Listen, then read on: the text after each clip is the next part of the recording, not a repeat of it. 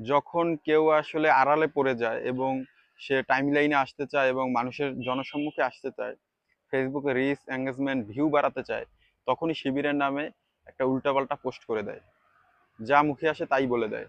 তারপর আসলে সবকিছু গরম হয়ে যায়, তাদের ভিউ টু বেড়ে যায়। আসলে এটা দেখতে পারতেছি শিবিরের একটা বোকামি। আরে ভাই, আপনার নামে যে বলুক না বলুক, আপনার অত তীব্র হওয়ার দরকার নাই, ঠিক আছে? আপনার কারণে অন্য একটা, এই যে বস্তির যে কুকুর ফুকুর আছে না, ওইগুলাকে হচ্ছে মানুষ চিনে যাচ্ছে এবং সকলে দেখতে পারতেছে।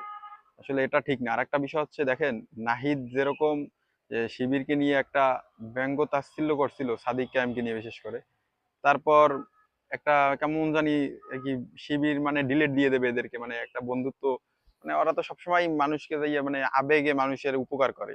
ওদের যদি কেউ পিছন মেরে দেয়, তারপরও তাকে যে সাহায্য করতে চায়, সেক্ষেত্রে ওরা একটু চলে যেতে চাইছে, আর বিধায় একটা মাহফুজ আলম একটা পোস্ট দিয়ে দিয়েছে যে শিবির তো নানাভাবে আগাই গেছে, এইটাই করছে। আসলে ভাই শোনেন, শিবিরের ভাইরা, আপনারা আসলে একটু মানে অত অতি দরদি, অতি মানবিকতা অত বেশি দেখাইয়েন না, বুঝছেন? একটু শক্ত হন আপনারা, আপনাদের পিছে মানুষজন আছে।